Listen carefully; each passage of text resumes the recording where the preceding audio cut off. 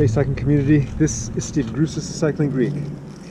The last couple nights my sleep has been so-so at best, and today right now is an important ride. I'm riding with some of my teammates and I are riding with the Velo Kings team, and they're all pretty much younger, stronger, and there's some places I want to test myself with some of those riders. Other riders I just can't even touch, but this is going to be a longer, harder ride, and so the sleep thing is a concern, not only for that, but for the AFIB situation too. Feeling a little better than it was this morning. Hopefully it's going to be a great day. Hopefully it's not going to be that bad of a day. Hey, Steve. Hey!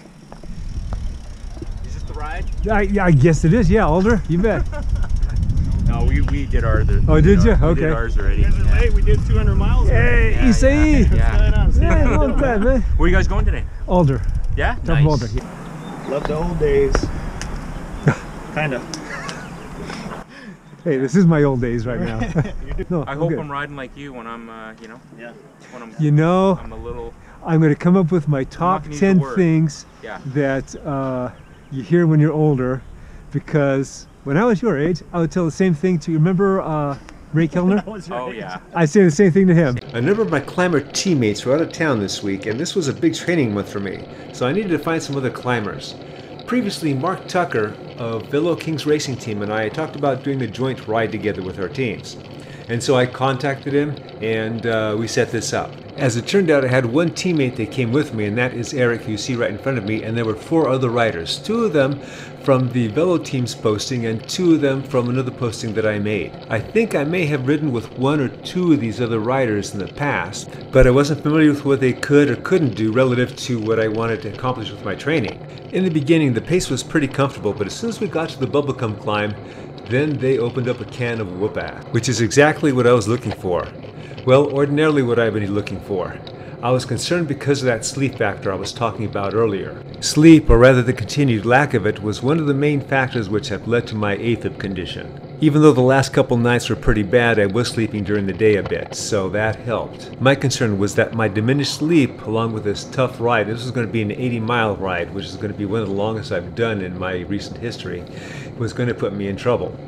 Still, I had the option to not do this ride, and I elected to do it. On this first big effort, I'm being conservative. So when I say I'm being conservative, I'm hanging on my teammate's wheel and I'm putting out some watts here. But if I had good sleep, I would have jumped up to the guy up ahead. At least I would have tried to jump up to the guy up ahead and been on his wheel. When we got to the top, most of us were still connected and I was still putting out some big watts. So this was a good effort for me. In fact, once at the top, we continued our effort and our pacing, and we went over to the next little climb that led to our regroup point. As we start the next what I'll call workout section for me, I noticed that the effort that I did on bubblegum kind of settled my system down, and I wasn't thinking about the lack of sleep factor anymore. I was not cautious here as I was on bubblegum, and the caution I was showing was because of the length of this ride.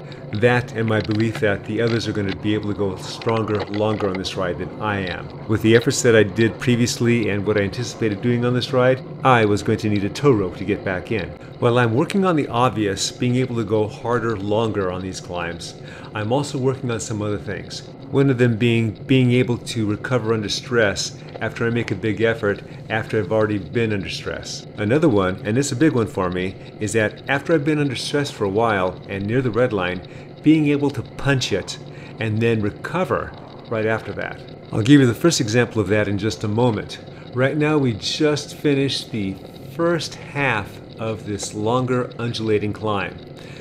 There's some more of climbs coming up before we go to Prather, but this is one of the bigger ones. So we did the first section, and now we're going into a steep section heading into the second climb. My teammate Eric takes the front, and I'm able to stay on his wheel. I don't know what's going on behind me, and until I saw this video that I downloaded here with the rear camera. And here's an example of why I like riding with these guys. These guys are strong, and they don't leave anything on the table.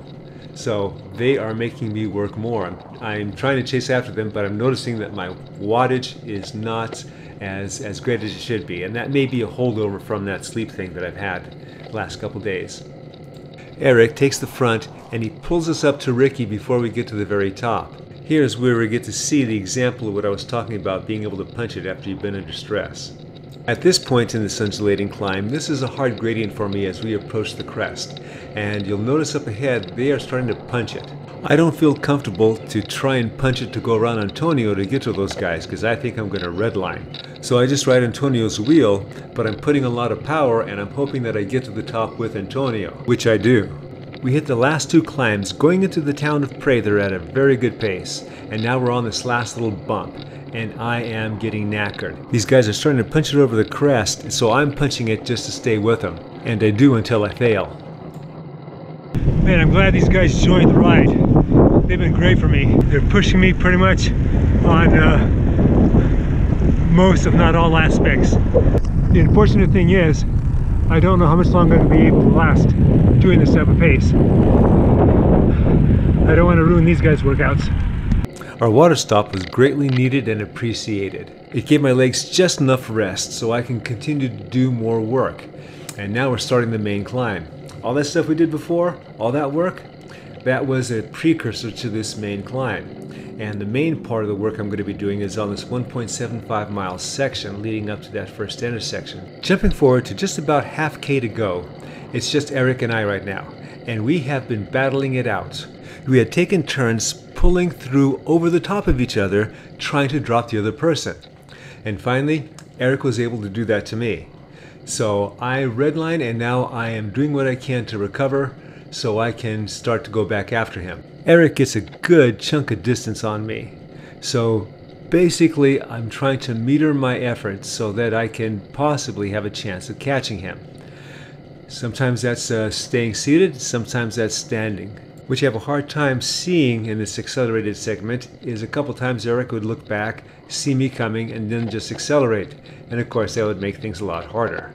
I'm keeping my eye out for landmarks to get an idea on how close the finish is, because pretty much I just have one more bullet left, and when I think I'm in striking distance, I stand and I punch it, and fortunately I'm able to go around him.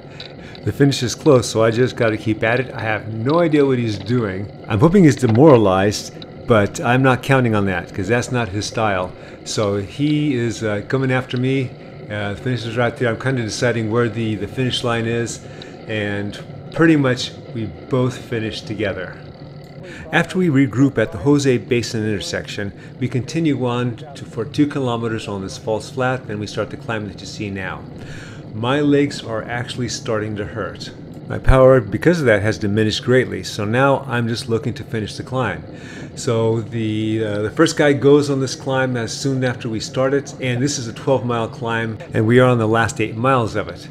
Now, if I had the legs, I would go with him, but I don't, so I just need to survive now. We're not even halfway done with this ride. About 5 to 7 minutes later, the rest of them start to go past me, except for one guy, fortunately. I got to ride with him back in, but that's it. I am just now in survival mode. Once we started back, there was lots of amped riding, and I was able to answer most of it. When we got back to Prather, these guys ordered breaded chicken breasts, and I was amazed that they could eat that. I don't do any solid food during the ride, but these guys do, and they do quite well with it. Seeing that this was going to be an extended rest stop and that I just met somebody new to the sport and was riding back with them, Eric and I decided to take off with this other rider in tow. We were thinking the others would catch us in short order, but they never did, so it must have been a good extended stop for them. We weren't going that fast. In fact, it was about 2 steps away from a death march for me. Eric was doing most of the pulling. I was able to pull maybe 3 or 4 times, but that was it. Because of the sleep factor, because of all the power I put out during this ride, and because of the length of the ride, I had to be careful so I didn't go back into AFIB. When I got home, I relaxed, I ate, I did a few light chores, but I did mostly relaxing. And now it's the next day as I'm putting this video together, and I'm still relaxing. This was a tough ride. At least it wasn't Death March coming in, but it was close to it. I bet Eric was doing most of the pulling. I was able to pull a few times, but man, I'm worn out. Okay, so it's Saturday now, and I did well. These guys I was with, you see it in the video, they're strong. And they were able to challenge me, to say the least. And so I got a good workout from that. Tuesday is my next hard workout. It's the same one with my other teammates. So the next 2 days, my main focus is getting ready for the Tuesday ride. So I'm not doing a bunch of miles tomorrow. I'm not killing myself. I'm doing things so that my legs can heal, because I have some significant muscle pain going on. And the muscle pain is primarily from overuse injury. Overuse injury, call it that. I was pleased with today's workout and how I did. Still showing improvement. I'm sure my competition is showing improvement too, so that's why I'm waiting until July to make that final decision on nationals. All right, I hope you enjoyed this and got something from this. Remember, comment, like, subscribe to Cycling Greek.